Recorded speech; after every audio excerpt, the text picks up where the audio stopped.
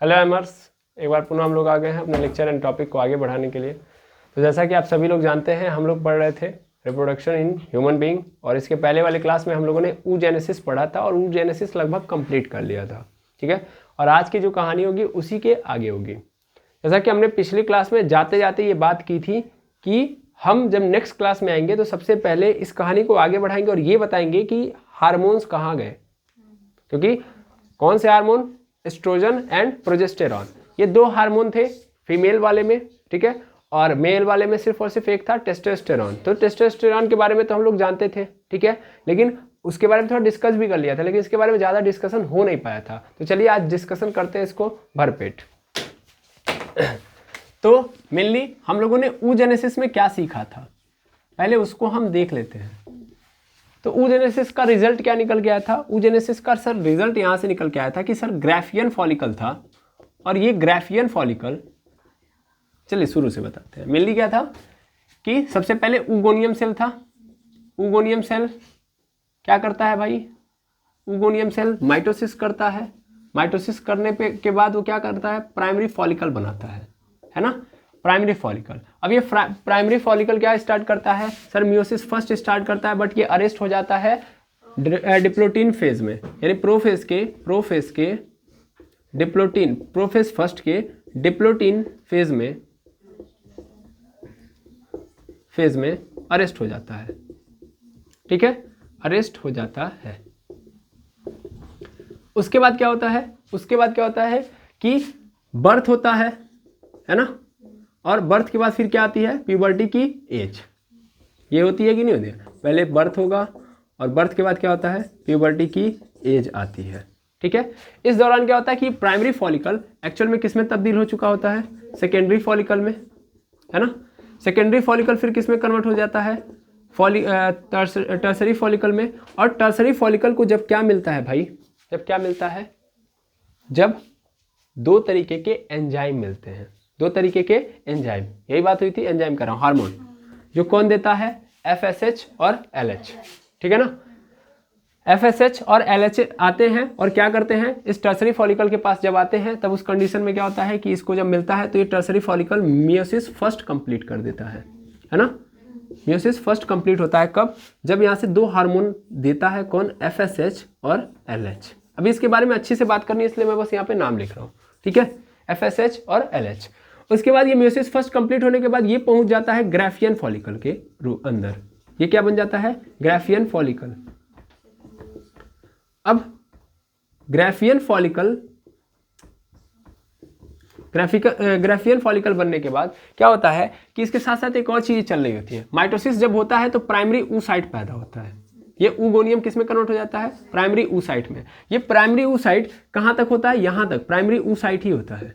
ठीक है, primary oocyte होता है। लेकिन ग्राफियन फॉलिकल के केस में क्या होता है? सेकेंडरी oocyte बन जाता है। क्या बन जाता है? Secondary oocyte। ध्यान देंगे, oogonium cell, primary follicle, secondary follicle, tertiary follicle, फिर ग्राफियन फॉलिकल। ग्राफियन फॉलिकल किस में कन्वर्ट हो जाता है? सेकेंडरी oocyte में। ठीक है, तो सेकेंडरी oocyte बन जाता है, कौन?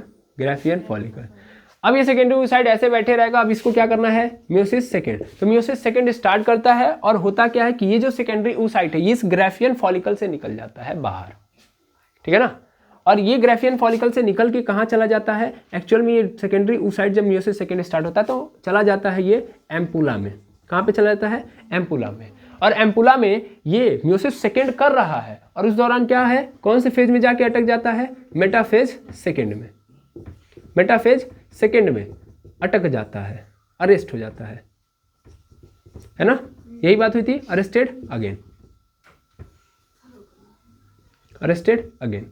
ये बातें हो चुकी हैं, इसलिए अगर आपको नहीं दिखाई दे रहा, नहीं काहे नहीं दिखाई देगा, यहाँ पे हम दिखाते हैं। एक्चुअल में यहाँ पे मेटाफेज सेकेंड में अगेन अरेस्टेड।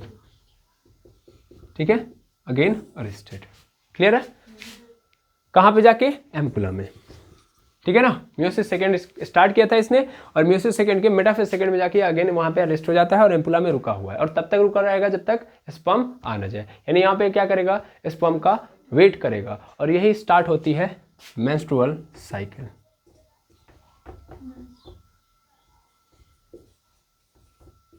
है कि नहीं है, मेंस्ट्रुअल साइकिल, इसी को मेंस्ट्रुएशन साइकिल भी बोलते हैं।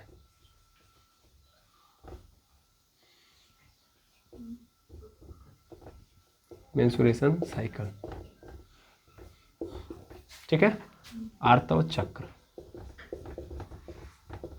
ठीक।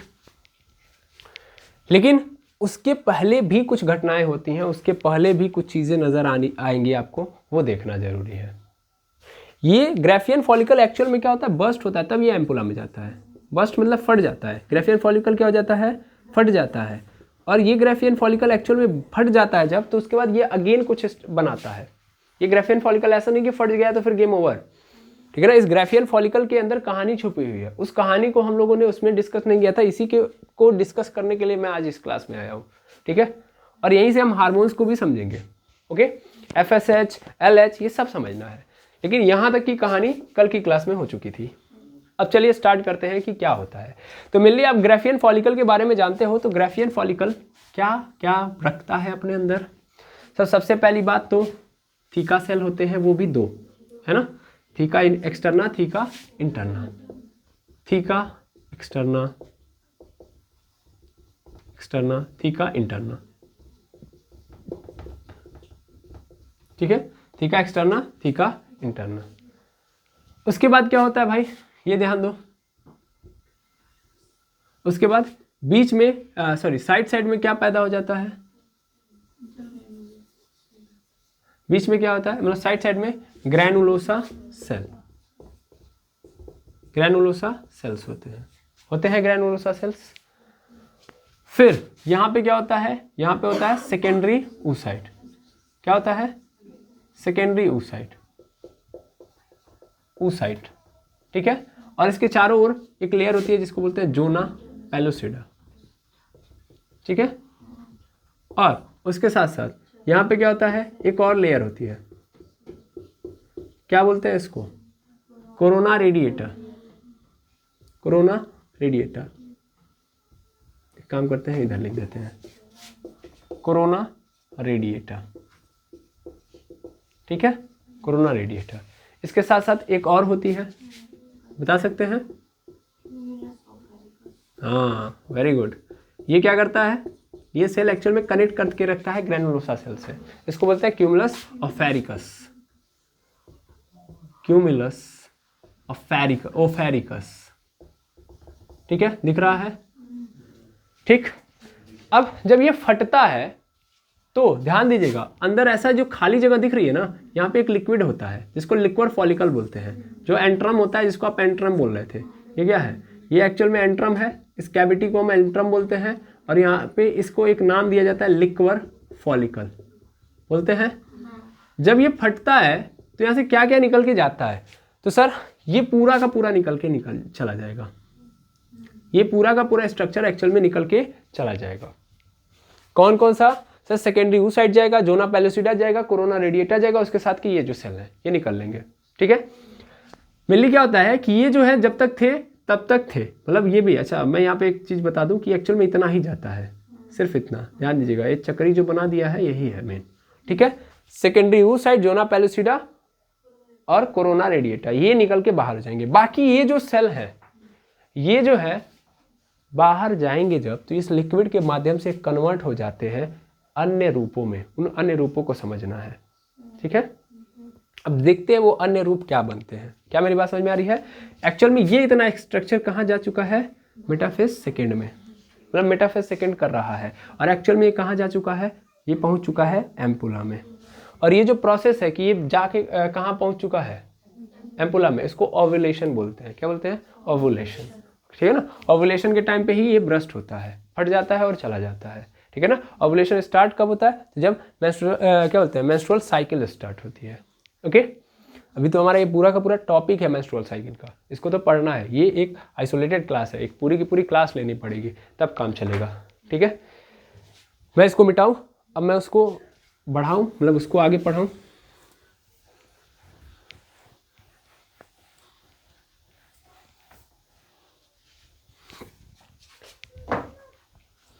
तो एक्चुअल में ये जो बचा हुआ पार्ट है कौन कौन सा, ध्यान से देखिएगा, theca externa, theca externa, theca interna, theca interna. इसके बाद लिक्वर फॉलिकल, ठीक है, लिक्वर फॉलिकल। एंड इसके अलावा ग्रैनुलोसा, उसको मत भूलिएगा, ग्रैनुलोसा, ठीक है। इसके अलावा क्यूमुलस ऑफेरिकस, ठीक है। ये सब मिलके, क्योंकि क्लियर है, ये सब मिलके एक रेड लेयर में जब ये क्या होता है, ये रप्चर होता है। मैं लिख देता हूँ रप्चर, रप्चर मतलब समझ पा रहे हैं ना, रप्चराइज, फट जाता है, ओके। जब ये रप्चराइज हो जाता है तब ये पूरा का पूरा जो है कन्वर्ट हो जाता है कोरोना, सॉरी कार्पस, कार्पस। देखिए यहाँ पे आपको डायरेक्ट ऐसे दिखाया जाएगा लूटियम, है कि नहीं है, आपको ऐसे ही दिखाया जाएगा लूटियम। एक्चुअल में कार्पस लूटियम में भी तुरंत नहीं होता ये, ठीक है। सबसे पहले ये जाता है कार्पस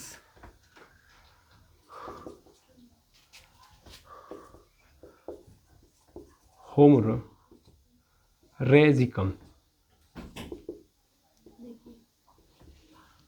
कार्पस होमोरेजिकम, ठीक है। किसमें कन्वर्ट होता है, इसमें। ये किस कलर का होता है, रेड। और इसके बाद, इसके बाद, इसके बाद मतलब after some time, after some time, after some time ये किस में कन्वर्ट हो जाता है, कार्पस, कार्पस लूटियम में, कार्पस लूटियम में। कार्पस लूटियम जो होता है वो किस कलर का होता है, येलो कलर का होता है। किस कलर का, येलो कलर का। इसके अंदर ये जो लूटियम दिख रहा है ना, ये लूटियम नाम का प्रोटीन होता है। क्या होता है, लूटियम नाम का प्रोटीन। और ये जो लूटियम नाम का प्रोटीन है एक्चुअल में यही क्या बनाता है, मतलब ये जो कार्पस लूटियम है, पहले तो ये समझ लीजिएगा येलो कलर क्यों होता है, क्योंकि इसके अंदर लूटियम नाम का प्रोटीन पाया जाता है। इसका नाम लूटियम क्यों पड़ा, क्योंकि इसके अंदर लूटियम नाम का प्रोटीन पाया जाता है। और यही कार्पस लूटियम एक्चुअल में क्या बनाता है, प्रोजेस्टेरॉन।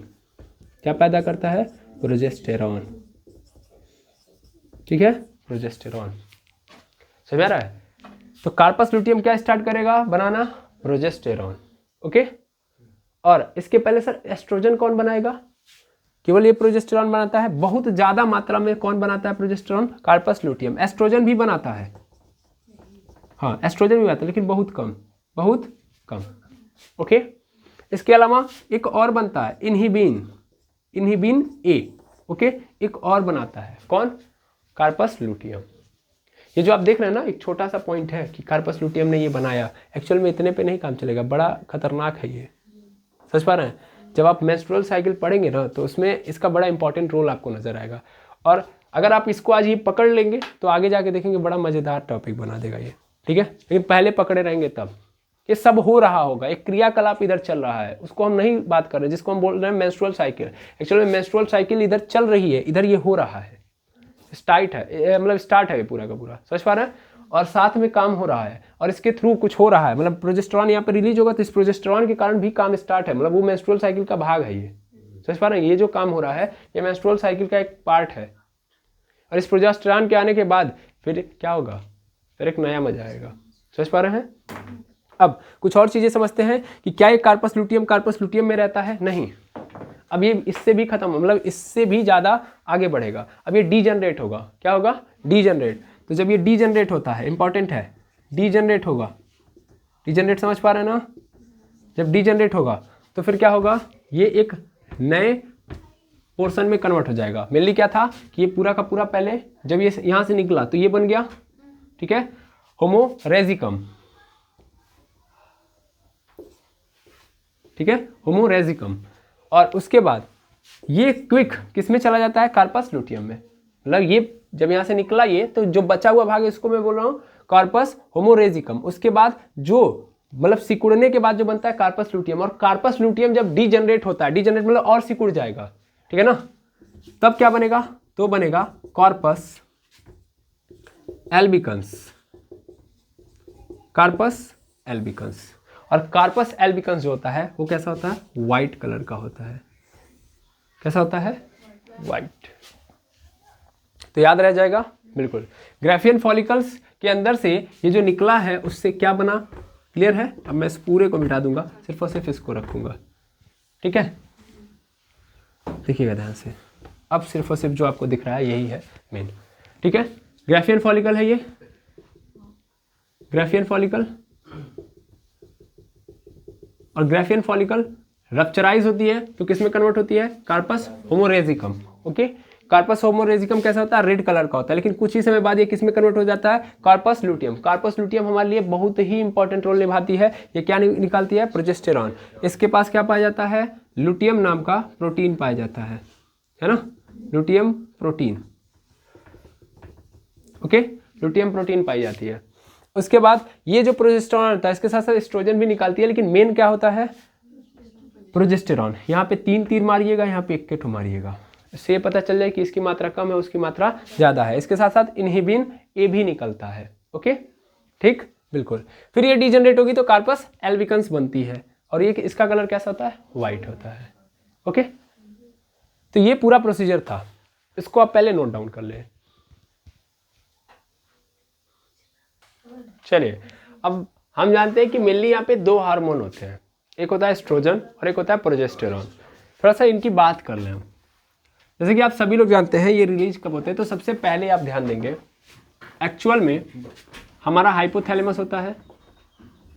हाइपोथैलेमस, ये हाइपोथैलेमस क्या करता है? गोनाडोट्रोपिन रिलीजिंग हार्मोन रिलीज करता है, और ये जाता है किसके पास? पिट्यूटरी ग्लैंड्स के पास जाता है। और पिट्यूटरी ग्लैंड क्या करती हैं? 2 तरीके से और क्या सिक्रेट करती हैं? एंजाइम, या बोल सकता हूँ कि लिक्विड सिक्रेट करती हैं। एक है FSH और एक है LH। ये हार्मोन ही है एक प्रकार के, ठीक है। अच्छा देखो यहाँ पे चल गया रहा है गोनाडोट्रोपिन रिलीजिंग हार्मोन, एक हार्मोन है, ये हार्मोन गया पिट्यूटरी के पास, तो इसने 2 लोगों को रिलीज करवाया। अब देखना हो क्या रहा है एक्चुअल में, फिर ये दोनों जाएंगे ना तो फिर ये 2 अलग अलग मैसेजेस देंगे, ठीक है, समझ पा रहे हैं।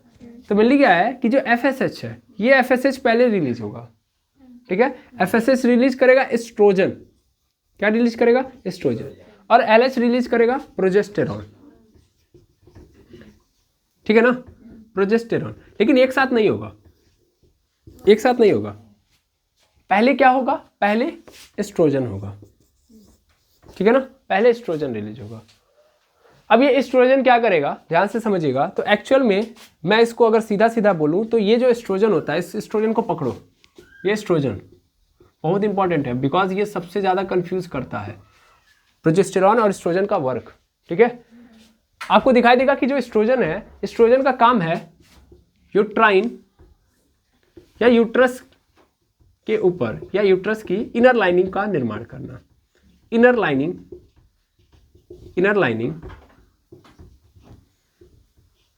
बिल्ड करते हैं।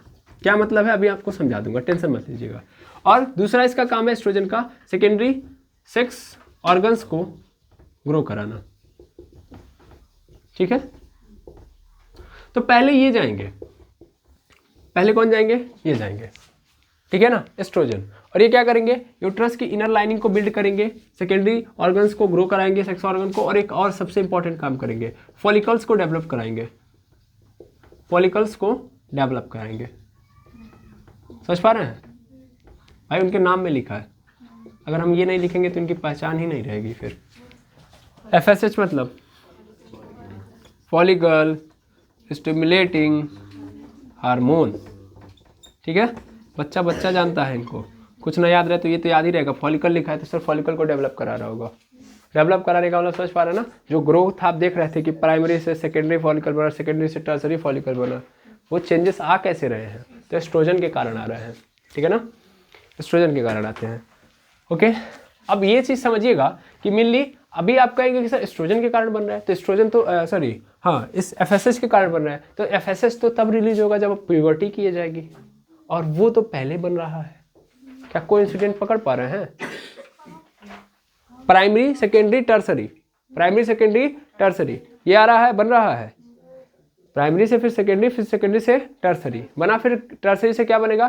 ग्राफियन फॉलिकल, ठीक है ना। तो ग्राफियन फॉलिकल बनने तक ये टर्सरी वाला है, तो ये तो प्यूबर्टी के एज तक आता है ना। टर्सरी फॉलिकल तो प्यूबर्टी के एज आते आते तक बनता है, उसके पहले एस्ट्रोजन रिलीज होता है, हाँ या ना। तो एक्चुअल में क्या होता है ना कि ये जो आप देख रहे हो, ये जो आप देख रहे हो मेनली क्या है कि ऐसा नहीं है कि जैसे आपको मैंने एक समझाया था बात, क्या समझाया था कि जब शुरुआती दौर में माइटोसिस होता है तो माइटोसिस के दौरान जो प्राइमरी फॉलिकल होते हैं उनकी संख्या कितनी होती है? लगभग मिलियंस में होती है। लेकिन आफ्टर बर्थ, है ना, आफ्टर बर्थ आप देखोगे 60 से 80 हज़ार ही बचते हैं, है ना, 60 से 80 हज़ार बचते हैं। तो 60 से 80 हज़ार क्यों बचते हैं? क्योंकि डीजनरेट हो चुके होते हैं। और यहाँ से भी ऐसा नहीं है कि ये 60 से 80 हज़ार जीवन भर चलाएंगे, 60 से 80 हज़ार में भी डीजनरेट होते रहेंगे। समझ में आ रहा है? प्यूबर्टी की एज आते आते तक भी क्या हो जाएगा? डीजनरेट हो जाएंगे, और बीच में भी डीजनरेट होते रहते हैं। समझ पा रहा है? इसीलिए जो क्या बोलते हैं फीमेल होती है, फीमेल के पास क्या बोलते हैं रिप्रोडक्शन का एक पर्टिकुलर टाइम होता है, क्योंकि डीजनरेट होते होते ऐसा होता है ना 5,000 बचबे करेंगे पूरे बॉडी के अंदर, तो बहुत कम हो गया। इसी 5,000 में क्या करना है? इस 5,000 में से 5,000 एक्सेल है, इन्हीं 5,000 एक्सेल से क्या करना है? रिप्रोडक्शन कराना है। और 5,000 एक्सेल भी क्या हो रहे हैं? हर महीने क्या हो रहे हैं? ब्लीडिंग के थ्रू बाहर निकल ले रहे हैं। समझ पा रहे हैं? हर महीने ब्लीडिंग के थ्रू क्या हो रहे हैं? बाहर निकल रहे हैं। तो दिन प्रतिदिन क्या हो रहे हैं? कम हो रहे हैं ना। एक समय ऐसा आ जाएगा कि ये खत्म हो जाएंगे। समझ पा रहे हैं? लेकिन मान लो जब एक सेल गया, सपोज कर लो एक फॉलिकल निकल गया, सपोज कर लो आफ्टर बर्थ के बाद मान लो वो जो बचा था, ठीक है ना, तो ग्राफियन फॉलिकल ऐसा नहीं कि तुरंत वर्क करेगा। तो ग्राफियन फॉलिकल जैसे है, टर्सरी फॉलिकल है ना, टर्सरी फॉलिकल के बाद प्यूबर्टी की एज आएगी, तो ऐसा नहीं कि सब के सब एक के बार क्या हो जाएंगे? मैच्योर हो जाएंगे, ओव्यूलेशन होगा, सब के सब निकल लेंगे, एक एक करके जाते हैं। सर नहीं समझे? ग्राफियन फॉलिकल बना ना, सेकेंडरी oocyte बना ना, तो सेकेंडरी oocyte सबका नहीं एक के बार बन जाएगा। प्यूबर्टी की एज आएगी तो पहली बार एक ठो जो सेल है टर्सरी फॉलिकल से वो क्या कर जाएगा? ओवुलेशन का प्रोसेस दिखाएगा। क्या मेरी बात समझ पा रहे हो? यानी ओवरी से केवल एक सेल जाएगा, बाकी फिर मैच्योर नहीं है, फिर वो अगले महीने मैच्योर होंगे। समझ पा रहे हैं? एक बार में एक महीने में कितने हो रहे हैं? एक तो बाहर निकलेगा। ऐसा नहीं है कि प्यूबर्टी की एज आई, यहाँ से एस्ट्रोजन और क्या बोलते हैं प्रोजेस्टेरॉन मिला और उसके बाद सब के सब क्या हो गए हैं? बना के बैठ गए, सब ग्राफियन फॉलिकल में कन्वर्ट हो गए। ऐसा गलती से भी मत समझिएगा, ठीक है ना। क्या हो रहा है? वो धीरे धीरे डेवलप हो रहे हैं, धीरे धीरे डेवलप। एक ठो डेवलप हुआ है, समझ में आ रहा है? पहली बार में एक ठो डेवलप हुआ, वो निकल लिया, फिर 1 महीना लगेगा दूसरे को डेवलप होने में। और जो गैप है ना, उसी को हम क्या बोलते हैं? मेंस्ट्रुअल साइकिल बोलते हैं। साइकिल का मतलब यही है कि जो गैप है एक ओवुलेशन से सेकेंड ओवुलेशन के बीच में जो टाइम लग रहा है, एक बार ब्लीडिंग हुई फिर सेकेंड ब्लीडिंग के बीच में जो टाइम हुआ, टाइम पीरियड, वही क्या है आपका? मेंस्ट्रुअल साइकिल है। क्लियर हो रहा है? तो एक बार में एक निकल रहा है, तो अब एक ठो गया तो फिर दूसरे को करना पड़ेगा ना। तो प्यूबर्टी की एज में जब ये आएंगे तो फिर अगेन क्या होता है? प्यूबर्टी की एज एक ही स्टार्ट हो जाती है, तो उसके बाद तो कहानी स्टार्ट होती है। तो यानी उसके पहले क्या बोलते हैं मैच्योरेशन होता ही नहीं है। जो सेल हैं वो चुपचाप ऐसे बैठे रहेंगे, मतलब एक्सेल सेकेंडरी oocyte ऐसे, सेकेंडरी oocyte कर रहा हूँ, प्राइमरी oocyte ऐसे बैठा हुआ है। बर्थ हुआ, जन्म हुआ, उसके बाद जो चेंजेस है वो तभी होंगे जब एस्ट्रोजन आएगा। तो एक एक करके हो रहा है चेंज, एक एक करके क्या हो रहा है? चेंज। एक में हुआ फिर वो निकल लिया, फिर अब बाकियों में स्टार्ट हो जाएगा चेंज। और देखिए 2 ओवरी पाई जाती है, तो पहले एक ओवरी से अगर लेफ्ट वाले से गया पहले महीने, तो दूसरे महीने राइट वाले से जाएगा, फिर तीसरे महीने लेफ्ट, फिर चौथे वाले से राइट, एक एक करके एक एक ओवरी से जाएगा। समझ पा रहे हैं? तो एक एक बार में क्या करना पड़ेगा? मैच्योरेशन की जरूरत पड़ेगी नहीं पड़ेगी, यानी फॉलिकल को डेवलप कराना पड़ेगा नहीं कराना पड़ेगा। तो उस समय क्या होगा? प्यूबर्टी केस से स्टार्ट हो जाएगा एस्ट्रोजन, और वही एस्ट्रोजन क्या कर रहा होगा? बारी बारी क्या करा रहा होगा? फॉलिकल्स को डेवलप करा रहा होगा हर महीने। समझ में आ रहा है? जब एक बार फॉलिकल डेवलप हो गए तो देख रहे हैं ना कि वो फटेगा, वहां से क्या निकलना स्टार्ट हो जाएगा? प्रोजेस्टेरॉन। उसके आगे की कहानी किसकी हो जाती है? प्रोजेस्टेरॉन की। फील करिए। शुरुआती दौर में फॉलिकल्स को डेवलप कराना है, कौन कराएगा? एस्ट्रोजन। डेवलप हो गया, फिर वो निकल लिया, जब निकलेगा तो प्रोजेस्टेरॉन की जिम्मेदारी। अब वहां से आगे की डीलिंग वो करेगा, ठीक है। अब देखिए कैसे कैसे डीलिंग चल रही है, थोड़ा सा और समझ लीजिएगा। एस्ट्रोजन का सबसे पहला काम क्या है? एस्ट्रोजन का पहला काम तो आपको दिख रहा है कि फॉलिकल्स को डेवलप करा रहा है। दूसरा यूट्रस की इनर लाइनिंग मतलब एंड्रोमेट्रियम वॉल है ना। आप देखेंगे, आप आगे जाके मेंस्ट्रुअल साइकिल पढ़ाएंगे हम, वहां पे देखेंगे कि एक्चुअल में ब्लीडिंग होती है। तो ब्लीडिंग में क्या होता है कि यूट्रस की जो इनर लाइनिंग है, एंड्रोमेट्रियम वॉल है, वो क्या हो जाती है? फट जाती है। सीधी बात जानिए, क्या हो जाती है? फट जाती है। वहां के सेल क्या हो जाते हैं? खत्म हो जाते हैं। तो ये क्या करता है? एस्ट्रोजन जो है वहां पे नए सेल डेवलप करता है। समझ में आ रहा है ना? ये सब बातें आपको कल क्लियर नजर आएंगी, लेकिन आप पहले एक बार सुन लीजिए ताकि आपके माइंड में बैठा रहे, तब जब आप आगे देखेंगे तो आसानी से समझ में आएंगे। मैंने क्या बोला? एस्ट्रोजन क्या करता है कि यूट्रस की इनर लाइनिंग को बिल्ड करता है। दैट मीन्स वो क्या करता है? यूट्रस के अंदर जब ब्लीडिंग होती है तो ब्लीडिंग के दौरान जो रप्चराइज हो जाते हैं सेल, या फट जाते हैं या हट जाते हैं, कमी हो जाती है। लगभग मानेंगे नहीं तो लगभग 7 सेंटीमीटर की वॉल होती है, 7 सेंटीमीटर की। लेकिन आफ्टर ब्लीडिंग जब रप्चराइज हो जाते हैं तो मैक्सिमम 2 से 3 सेंटीमीटर की बचती है। समझ में आ रहा है? तो 2 से 3 सेंटीमीटर मास बचता है। तो वो इतनी वॉल क्या हो गई? गायब हो गई कि नहीं हो गई? उस वॉल के लिए नए सेल चाहिए कि नहीं चाहिए? तो नया सेल कौन बनाता है? एस्ट्रोजन। तो एस्ट्रोजन का काम है नए सेल बनाना यूट्रस की इनर लाइनिंग में, ठीक है। उसके अलावा सेकेंडरी सेक्स ऑर्गन को क्या करना? ग्रो कराना। जैसे मेमरी ग्लैंड है, उसको ये क्या कराता है? प्यूबर्टी की एज से ही क्या कराते रहता है? ग्रो कराते रहता है। हर महीने मेंस्ट्रुअल साइकिल चलती है तो हर बार ग्रो कराते रहता है ये मेमरी ग्लैंड्स को। क्लियर है? तो एस्ट्रोजन का पहला काम क्लियर हो गया। अब आता है प्रोजेस्टेरॉन। प्रोजेस्टेरॉन भाई बहुत महत्वपूर्ण काम करता है, और यहाँ पे भी आपको क्या जानते हैं, क्या मिलेगा? प्रोजेस्टेरॉन के बारे में भी ये मिलेगा कि एक्चुअल में ये भी क्या करता है भैया? यूट्रस की, देखिए किताबों में यही लिखा है कि यूट्रस की इनर लाइनिंग बोल रहा हूँ तो एंडोमेट्रियम वॉल की बात कर रहा हूँ मैं। एंडोमेट्रियम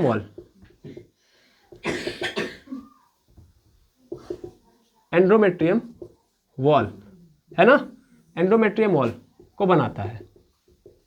अब आप कहेंगे सर एस्ट्रोजन भी तो वही कर रहा था। देखिए यही मिलेगा आपको प्रोजेस्टेरॉन के बारे में। प्रोजेस्टेरॉन के बारे में क्या मिलेगा कि भैया जो प्रोजेस्टेरॉन है वो यूट्रस की एंडोमेट्रियम वॉल को बनाता है। इसके बारे में यही आपको लिखा हुआ नजर आएगा कि प्रोजेस्टेरॉन क्या कर रहा है? एंडोमेट्रियम वॉल को, यानी यूट्रस की एंडोमेट्रियम वॉल को बना रहा है। अब आप कहेंगे ये भी वही कर रहा है, वो भी वही कर रहा है, हो क्या रहा है यहाँ पे? अच्छा, यूट्रस की वॉल को क्यों रिपेयर किया जा रहा है? सबसे पहला प्रश्न तो यही है। मेनली एक्चुअल में क्या होता है कि ये जो एग सेल निकला है, सेकेंडरी oocyte निकला है, वो कहाँ गया? एम्पुला में। वो किसकी खोज में है? वो स्पर्म सेल की खोज में है। उसको लगता है कि अभी कुछ दिन बाद क्या हो जाएगा? स्पर्म आएगा, है ना, और स्पर्म आएगा, उससे मैं फर्टिलाइज होऊंगा, तो फर्टिलाइज होऊंगा तो जाइगोट का निर्माण होगा, तो फिर उस जाइगोट को खिलाऊंगा पिलाऊंगा कैसे? है समझ में?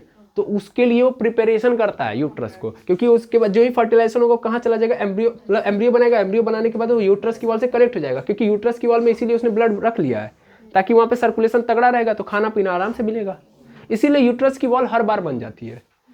समझ आ रहा है? जब भी मेंस्ट्रुअल साइकिल यानी पीरियड से स्टार्ट होते हैं, तो पीरियड स्टार्ट में क्या होता है? यही तो होता है सोच किसका? सेकेंडरी oocyte का, कि हम चल रहे हैं एम्पुला में। अब हम किससे? क्योंकि हमको मेटाफेज सेकंड कंफर्म कराना है। मेटाफेज सेकंड कब कंप्लीट होगा? जब मुझसे स्पर्म सेल मिलेगा। स्पर्म सेल मिलेगा तो भाई जब स्पर्म सेल मिलेगा तो हम एक सेल में कन्वर्ट हो जाएंगे, तो खाना पीना कहाँ से मिलेगा? समझ पा रहे हैं? तो खाना पीना कहाँ से मिलेगा? यूट्रस की वॉल से। तो इसीलिए यूट्रस की वॉल को बनाया जाता है हर महीने। क्लियर है? अब सबसे पहले यूट्रस की वॉल को कौन बनाता है? एस्ट्रोजन। क्या कर रहा है ये एक्चुअल में मल्टीप्लिकेशन का काम करता है। पहले याद रखिए, मल्टीप्लिकेशन करता है। यहाँ पे नंबर ऑफ सेल जोड़ता है ये, लेकिन प्रोजेस्टेरॉन नंबर ऑफ सेल नहीं बनाता, यानी नए सेल नहीं बनाता है। जो सेल बने हैं उनको ग्रो कराता है। समझ में आ रहा है? यानी 3 सेल हैं तो 3 से ये क्या करेगा? 10 कर देगा। आएगा समझ में? 4 4 8 4 3 क्या होता है? 4 4 8 8 3 10 कर दिया मैंने। 3 से कितने में कन्वर्ट कर दिया? 3 से 10 में। तो प्रोजेस्टेरॉन एक्चुअल में 11 12 13 नहीं करता है, इन्हीं 10 को ग्रो कराएगा। समझ में आया? 10 सेल को ग्रो कराएगा। अब आया समझ में? तो ये भी एंडोमेट्रियम वॉल पे काम कर रहा है और ये भी एंडोमेट्रियम वॉल पे कर रहा है, लेकिन कैसे कर रहा है? आई होप समझ में आ गया होगा। तो प्रोजेस्टेरॉन और एस्ट्रोजन का मतलब समझ में आ गया। और ये मेनली जो प्रोजेस्टेरॉन है ये कहाँ से बनते हैं? तो एक्चुअल में ग्राफियन फॉलिकल है ना, तो ग्राफियन फॉलिकल के अंदर कौन था? Granulosa cell. ये ग्रैनुलोसा सेल है वो सीक्रेट कर रहा है, मतलब मिलके कर रहे हैं। बट मेनली क्या है, आपको बताया गया था कि थीका सेल वगैरह कुछ और नहीं है, वो स्ट्रोमल सेल ही है। ग्रैनुलोसा सेल भी स्ट्रोमल सेल ही है। तो एक्चुअल में ये सब के सब क्या मिलके कर रहे हैं? एक्चुअल में प्रोजेस्टेरॉन वही बना रहे हैं। इसमें मेन इंपॉर्टेंट रोल किसका होता है? ग्रैनुलोसा सेल का। ठीक है, अब देखिए जैसे शुरुआती दौर में किसकी जरूरत पड़ेगी? एस्ट्रोजन की। शुरुआती दौर में नंबर ऑफ सेल बढ़ा रहा है, तो पहले इसने क्या किया? इंक्रीज कर दिया यूट्रस के वॉल को, पहले बना दिया, बहुत सारे सेल बना दिए। अब उसको ग्रो कराने के लिए किसकी जरूरत पड़ेगी? प्रोजेस्टेरॉन की। तो आपको समझ में आ रहा होगा ग्राफियन फॉलिकल से पहले तक किसका काम है? मतलब ग्राफियन फॉलिकल जब तक नहीं फट रहा है तब तक कौन काम कर रहा होगा? एस्ट्रोजन। और जो ही ये फट गया तो उसके बाद एस्ट्रोजन का काम खत्म। अब यूट्रस के वॉल को कौन बना रहा होगा? प्रोजेस्टेरॉन। और ये काम बार बार चल रहा होगा। ठीक है ना? लेकिन जो ही इधर एक ब्लीडिंग हुई, इधर से एक सेल निकला, तब तक दूसरे ओरी में वो काम स्टार्ट हो गया होगा। एस्ट्रोजन फिर आ गया होगा, फॉलिकल को डेवलप करा रहा होगा। ठीक है, यूट्रस की वॉल को, क्योंकि ब्लीडिंग होगी तो फिर से दीवार खराब हो गई है, तो फिर से उसको सही करेगा एस्ट्रोजन आके, और फिर अगेन कहानी अगेन चलेगी। तो पूरी की पूरी मेंस्ट्रुअल साइकिल बन जाती है। ठीक है, उस साइकिल को हम नेक्स्ट क्लास में अच्छे से डिस्कस कर रहे होंगे। लेकिन मेरा जो मोटिव था एस्ट्रोजन और प्रोजेस्टेरॉन को बताना, वो आई थिंक कंप्लीट हो गया और आपको समझ में भी आ गया। और ये दोनों के दोनों बड़ा इंपॉर्टेंट रोल निभाएंगे। ठीक है ना? कल के क्लास में हम ये भी देखेंगे कि जो आपको एस्ट्रोजन दिख रहा है वो एक्चुअल में क्या है? वो निगेटिव मैकेनिज्म शो करता है एज किसके लिए? FSH के लिए। और LH के लिए क्या करता है? पॉजिटिव दिखाता है। मतलब क्या है? मतलब इधर देखिए, जब समय आता है तो एस्ट्रोजन की मात्रा बढ़ती जाती है और एक लिमिट के बाद एस्ट्रोजन जब देख लेता है कि हमारी मात्रा ज़्यादा हो गई, यानी हमारा जो काम था वो कंप्लीट हो गया है, तो वो क्या करता है, एफएसएच के पास तुरंत जाता है, क्योंकि एफएसएच क्या कर रहा था, एस्ट्रोजन बना रहा था, तो इसको निगेटिव डायरेक्शन क्या बोलते हैं, इंडिकेशन देता है कि बेटा आप रहने दो, अब मत बनाओ। तो एफएसएच को रोक देता है, एफएसएच को रोक देता है ताकि एस्ट्रोजन ना बने, और जान गया ना कि मेरा काम खत्म, तो अब किसकी जरूरत है, प्रोजेस्टेरॉन को की। तो अभी क्या कौन बनाने के लिए बोल, किसको बोल देता है, एलएच को। अब ये जो लुटिनाइजिंग हार्मोन है ये क्या करता है, ये एक्चुअल में काम करना स्टार्ट करता है। तो याद रखेंगे एस्ट्रोजन एक्चुअल में इसको निगेटिव कमांड देता है और इसको पॉजिटिव कमांड देता है। और ध्यान देना, एक बात और समझाना चाहूंगा कि ये लुटिनाइजिंग हार्मोन ही प्रोजेस्टेरॉन रिलीज करता है। अब आपके मन में एक प्रश्न और उठना चाहिए, सर अभी ग्राफियन फॉलिकल फट रहा है, वहां से भी तो प्रोजेस्टेरॉन निकल रहा है, उसके पहले आप बोल रहे हो कि यहाँ से प्रोजेस्टेरॉन निकल रहा है। एक्चुअल में क्या होता है कि ग्राफियन फॉलिकल को फटने के लिए इसकी जरूरत पड़ती है, लुटिनाइजिंग हार्मोन की। ये जब तक काम करता है, जब इसका काम खत्म तो ये अपने आप को रोक देता है, एफएसएच को बोल देगा कि अब तुम मत दो, और जाके एलएच को बोल देगा कि अब तुम अपना स्टार्ट करो। ये इधर से स्टार्ट करेगा तो तुरंत मैक्सिमम मात्रा बढ़ जाएगी किसकी, प्रोजेस्टेरॉन की, यानी एलएच क्या कर देगा, बूस्ट कर देगा, तुरंत प्रोजेस्टेरॉन आ जाएगा। यही प्रोजेस्टेरॉन आएगा तभी वो ग्राफियन फॉलिकल क्या हो जाएगा, बस्ट होगा। समझ में आ रहा है? और जब ग्राफियन फॉलिकल बस्ट हो जाएगा तो ध्यान से समझना, अगेन बता रहा हूँ, ग्राफियन फॉलिकल बस्ट हो गया, वो किस में कन्वर्ट हो जाएगा, कार्पस लुटियम में। और कार्पस लुटियम जब खुद देने लगेगा क्या, प्रोजेस्टेरॉन, तो यही प्रोजेस्टेरॉन देख लिया कि वो दे रहा है, तो फिर इसको ही क्या कर देगा, ये निगेटिव कमांड दे देगा कि अब तुम बंद कर दो। आ रहा है समझ में, खेल देख पा रहे हो? और इसको खत्म करेगा और इसको क्या कर देगा, चालू कर देगा, क्योंकि अब इसका कहानी स्टार्ट हो जाएगा। समझ पा रहे हो कि नहीं समझ पा रहे हो? तो बहुत इंटरेस्टिंग है, क्लियर है? तो इसको हम नेक्स्ट क्लास में डिस्कस करेंगे। आई होप आपको मजा आएगा। आज की क्लास में आपको जो समझना चाहिए आप समझ गए होंगे। इसी उम्मीद के साथ आज के लेक्चर को मैं यहीं पेंड करता हूँ। मिलूंगा नेक्स्ट लेक्चर में। Thank you very much.